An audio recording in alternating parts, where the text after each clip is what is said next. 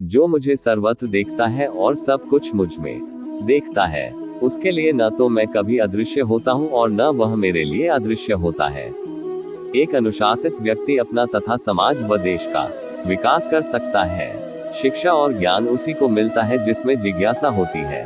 मनुष्य को जीवन की चुनौतियों से भागना नहीं चाहिए और न ही भाग्य और ईश्वर की इच्छा जैसे बहानों का प्रयोग करना चाहिए।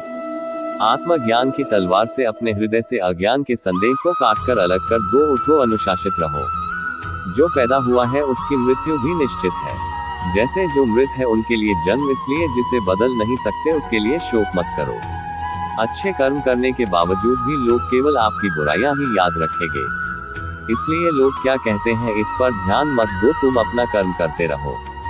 सत्य कभी दावा नहीं करता कि मैं सत्य हूँ, लेकिन झूठ हमेशा दावा करता है कि सिर्फ मैं ही सत्य हूँ। गलतियां ढूंढना गलत नहीं है, बस शुरुआत खुद से होनी चाहिए, जिससे किसी को कष्ट नहीं पहुंचता तथा जो अन्य किसी के द्वारा विचलित नहीं होता। जो सुख दुख में, भय तथा चिंता में संभाव रहता है वह मुझे अत्यंत प्रिय है।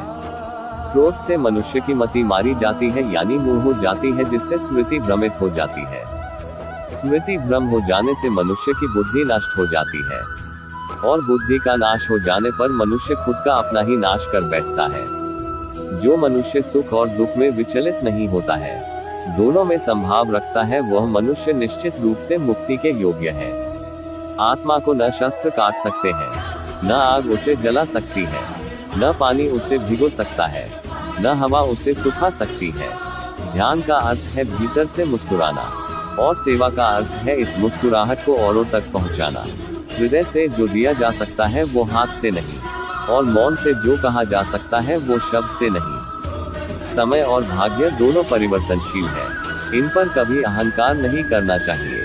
सुकून संसार की सबसे महंगी वस्तु है, जो केवल आपको प्रभु की भक्ति से ही मिलेगी। मनुष्य की मानवता उसी समय नष्ट हो जाती है जब उसे दूसरों के दुख में हंसी आने लगती। अगर भगवान तुम्हें ज्यादा इंतजार करवा रहा है तो तैयार रहना, वो उससे कहीं ज्यादा देने वाले हैं जितना तुमने मांगा था।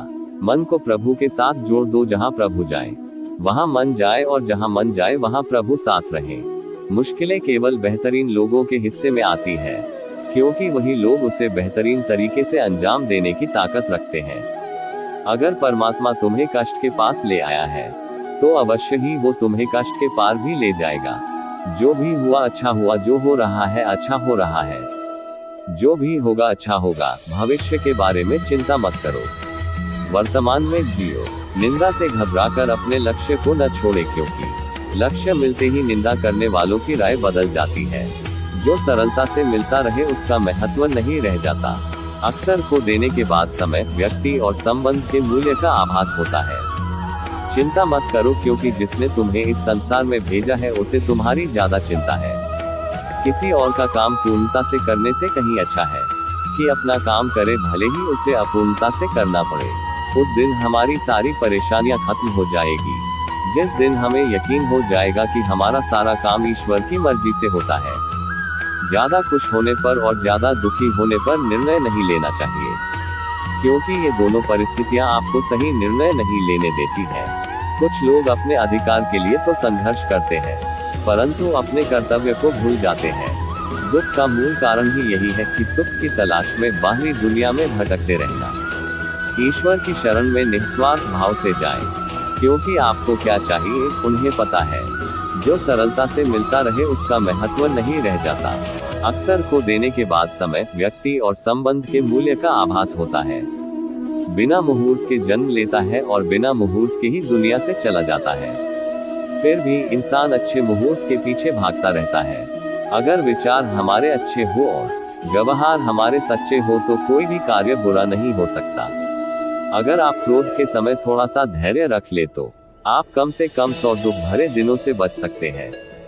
जीवन में सब कुछ खत्म होने जैसा कुछ भी नहीं होता। हमेशा एक नई शुरुआत हमारा इंतजार कर रही होती है। यदि तुम्हारे अंदर खुद को बदलने की ताकत नहीं है तो तुम्हारा कोई अधिकार नहीं कि तुम भगवान या भाग्य को दोष दो। समय जब पलटता है तो सब कुछ पलट देता है, इसलिए अच्छे समय में घमंड ना रखे और बुरे वक्त में सब्र रखना ना छोड़े। कुछ लोग अपने अधिकार के लिए तो संघर्ष करते हैं, परंतु अपने कर्तव्य को भूल जाते हैं। दुख का मूल कारण ही यही है कि सुख की तलाश में बाहरी दुनिया में भटकते रहना। ईश्वर की शरण में निस्वार्थ भाव से जाएं, क्योंकि आपको क्या चाहिए उन्हें पता है। जो सरलता से मिलता रहे उसका महत्व नहीं रह जाता। अक्सर खो देने के बाद समय, व्यक्ति और संबंध के मूल्य का आभास होता है। बिना मुहूर्त के जन्म लेता है और बिना मुहूर्त के ही दुनिया से चला जाता है। फिर भी इंसान अच्छे मुहूर्त के पीछे भागता रहता है। अगर विचार हमारे अच्छे हो और व्यवहार हमारे सच्चे हो तो कोई भी कार्य बुरा नहीं हो सकता। अगर आप क्रोध के समय थोड़ा सा धैर्य रख ले तो आप कम से कम 100 दुख भरे दिनों से बच सकते हैं। जीवन में सब कुछ खत्म होने जैसा कुछ भी नहीं होता। हमेशा एक नई शुरुआत हमारा इंतजार कर रही होती है। यदि तुम्हारे अंदर खुद को बदलने की ताकत नहीं है तो तुम्हारा कोई अधिकार नहीं कि तुम भगवान या भाग्य को दोष दो। समय जब पलटता है तो सब कुछ पलट देता है, इसलिए अच्छे समय में घमंड ना रखे और बुरे वक्त में सब्र रखना ना छोड़े।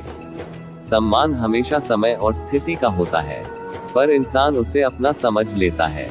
किसी और का काम पूर्णता से करने से कहीं अच्छा है कि अपना काम करे, भले ही उसे अपूर्णता से करना पड़े। जिस इंसान के सच्चे होने की गवाही आपका दिल दे, वो इंसान कभी भी आपके लिए गलत नहीं हो सकता। अगर साफ नीयत से मांगा जाए तो ईश्वर नसीब से बकत देता है। दान करना और भूल जाना दान की सर्वोच्च प्रक्रिया है।